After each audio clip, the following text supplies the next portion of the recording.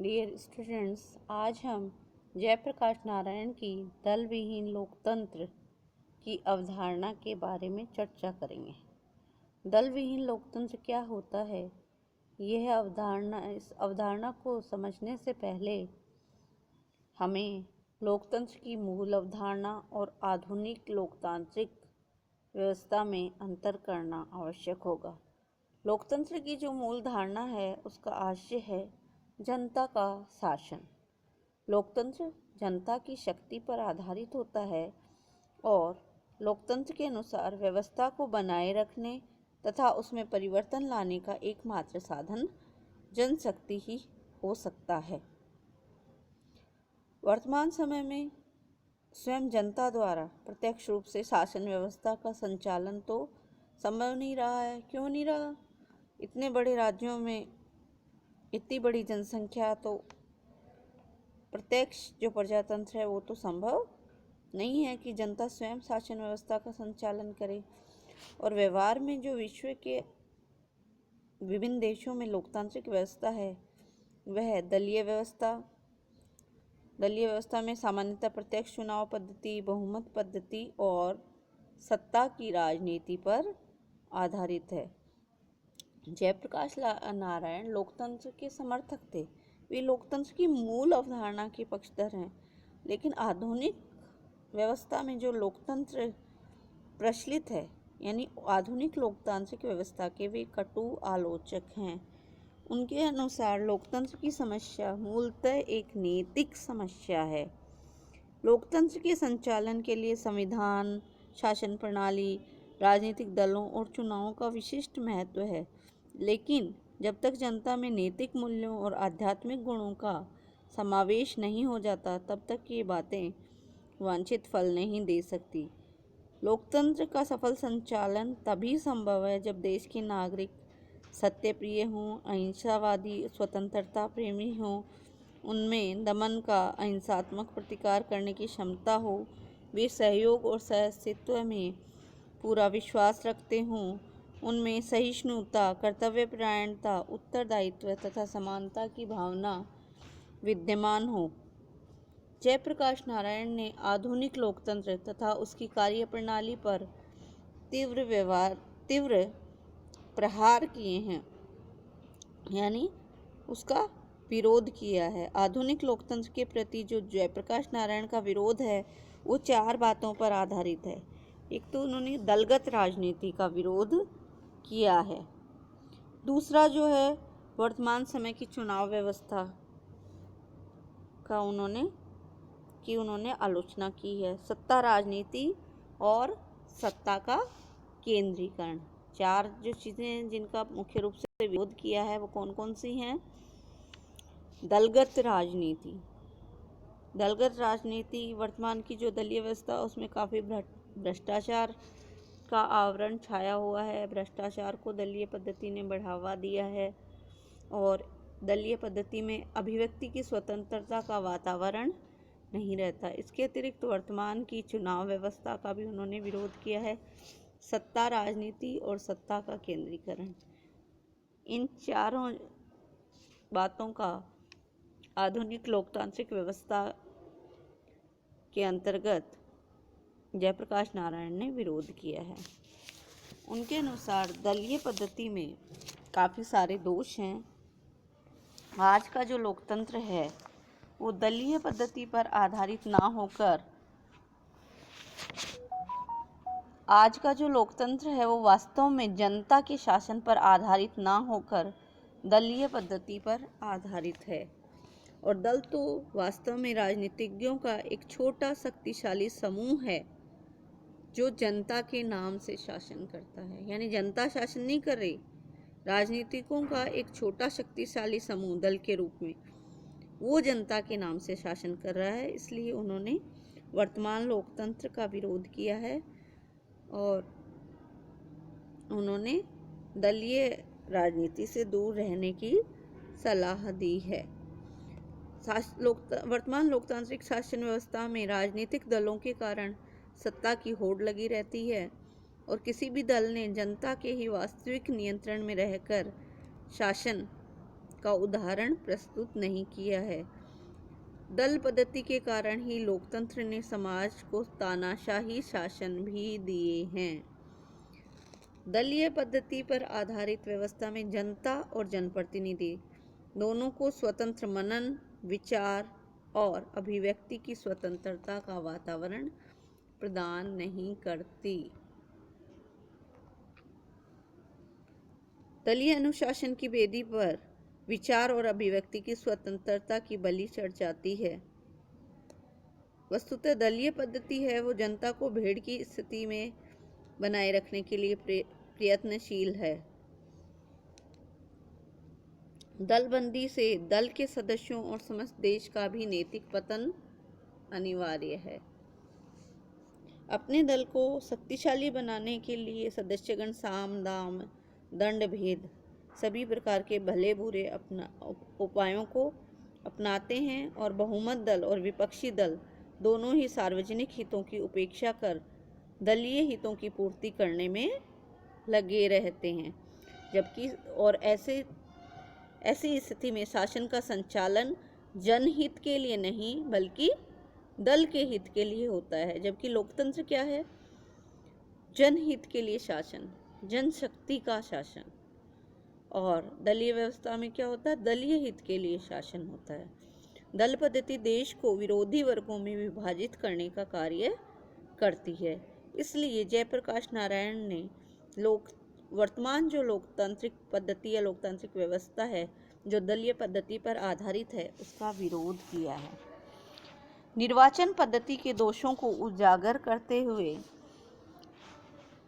जयप्रकाश नारायण ने कहा है कि भारत में हजारों लाखों मतदाता वाले विशाल निर्वाचन क्षेत्र हैं जिनमें प्रत्यक्ष निर्वाचन की पद्धति और दलीय व्यवस्था के आधार पर चुनाव होते हैं। और इतने बड़े जो निर्वाचन क्षेत्र होते हैं उनमें उम्मीदवारों के लिए मतदाताओं से प्रत्यक्ष संपर्क करना संभव नहीं होता। ऐसी स्थिति में क्या होता है? शक्तिशाली जो केंद्र नियंत्रित दल हैं उनके द्वारा प्रचुर मात्रा में धन और कपटपूर्ण जो साधन होते हैं उनसे भ्रम फैलाया जाता है और वोट लूटने का कार्य किया जाता है। तो ऐसे प्रत्यक्ष निर्वाचन की शासन प्रणाली में अनेकों दोष भरे पड़े हैं। इससे जनता को कोई वास्तविक शिक्षा नहीं मिलती बल्कि धन बल, भुजबल और कई प्रकार के षड्यंत्र फैलाकर वोट बटोरने का कार्य किया जाता है। इसलिए उन्होंने जयप्रकाश नारायण ने निर्वाचन पद्धति के दोषों को भी उजागर किया। सत्ता राजनीति। जयप्रकाश नारायण के अनुसार आज का लोकतंत्र केवल सत्ता राजनीति का खेल है जिसने प्रत्येक स्तर पर निहित स्वार्थों को जन्म दिया है और यह व्यवस्था में बौद्धिक एवं नैतिक पतन के लिए उत्तरदायी है। लोकतंत्र जनता का शासन या जनशक्ति का शासन या जनहित के लिए शासन न बनकर केवल सत्ता राजनीति का खेल बन गया है जिसने प्रत्येक स्तर पर निहित स्वार्थों को जन्म दिया है। इसके अतिरिक्त जयप्रकाश नारायण ने सत्ता के केंद्रीकरण का भी विरोध किया और कहा कि आज जो लोकतंत्र की व्यवस्था ऐसी है कि जिसमें सत्ता का अत्यधिक केंद्रीकरण हो गया, सत्ता एक जगह इकट्ठी हो गई है, सत्ता का केंद्रीकरण हो गया है और नौकरशाही की शक्तियों में लगातार वृद्धि होती जा रही है जिससे सरकारी अधिकारियों और कर्मचारियों पर जनता की निर्भरता बढ़ती जा रही है। तो प्रशासन का रवैया जो सेवक का होना चाहिए वो आज सेवक का ना होकर स्वामी का हो गया है और स्थिति ये है कि सामाजिक कल्याण के लिए राजकीय सत्ता पर निर्भर रहना पड़ता है। इसलिए जयप्रकाश नारायण ने स्पष्ट रूप से लिखा कि वे आज के तथाकथित लोकतंत्र का विरोध करते हैं। वस्तुतः जो मूल रूप से लोकतंत्र है उसका विरोध नहीं करते। जो जनता का शासन है, जनहित के लिए है, जनशक्ति पर आधारित है, उसका वे समर्थन करते हैं। इसलिए जो तथाकथित या वर्तमान में प्रचलित लोकतांत्रिक व्यवस्था है उसमें सुधार के लिए जयप्रकाश नारायण ने कुछ सुझाव दिए हैं। पहला जो सुझाव है वह है दल विहीन लोकतंत्र का, यानी दलीय पद्धति क्या करती है, राजनीतिक जो व्यवस्था है उसको भ्रष्ट कर देती है और लोकतंत्र को दूषित कर देती है। इसलिए जयप्रकाश नारायण ने कहा जनता अपने विवेक के अनुसार कार्य करते हुए यदि राजनीतिक स्वतंत्रता का उपभोग करना चाहती है तो हमें दल विहीन लोकतंत्र का आदर्श अपनाना होगा और दलीय भावना से मुक्त रखना होगा। प्रतिनिधियों के चुनाव को या जनप्रतिनिधियों को दलीय भावना से मुक्त होना चाहिए। जनप्रतिनिधि जो हैं उनको राजनीतिक दलों के बंधनों से मुक्त रहते हुए अपने विवेक के अनुसार राष्ट्रीय हित में कार्य करना चाहिए। दूसरा जो उन्होंने सुझाव दिया वो है परोक्ष चुनाव की पद्धति। परोक्ष चुनाव की पद्धति यानी प्रत्यक्ष चुनाव के आधार पर, प्रत्यक्ष चुनाव के स्थान पर अप्रत्यक्ष चुनाव की पद्धति।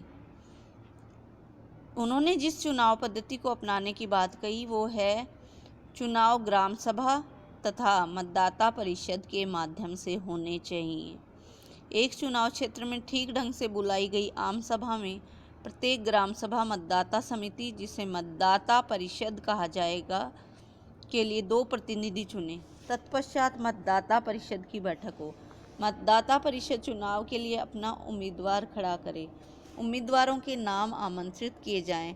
उसके बाद प्रत्येक प्रस्तावित एवं समर्थित उम्मीदवार के लिए मतदान हो। इस प्रकार उन्होंने परोक्ष चुनाव पद्धति पर बल दिया।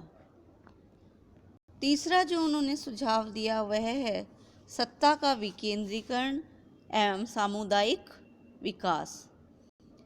वर्तमान जो लोकतंत्र है उसकी बुराइयों को मुक्त करने के लिए जयप्रकाश नारायण ने लोकतंत्र को पुनर्गठित करने की बात कही और लोकतंत्र को सामुदायिक समाज एवं विकेंद्रीकरण पर आधारित करने की बात कही। उन्होंने कहा सत्ता एक जगह केंद्रित नहीं होनी चाहिए बल्कि विकेंद्रीकरण की योजना को लोकतंत्र में कठोर रूप से लागू किया जाना चाहिए।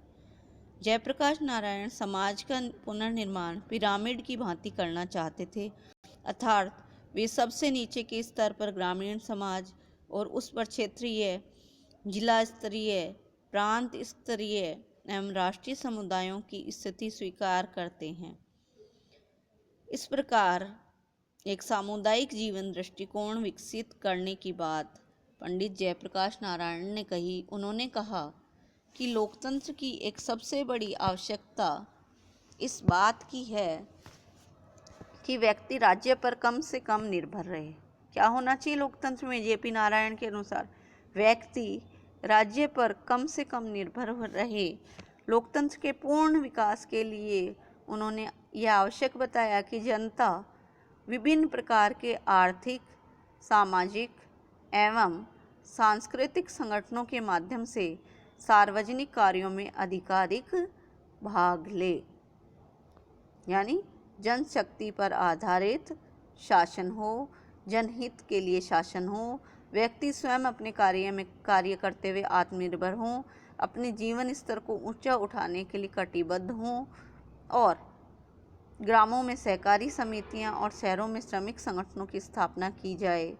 युवा वर्ग और बालकों को स्वैच्छिक संघों के माध्यम से सेवा करने के लिए भी जेपी नारायण ने प्रेरित किया।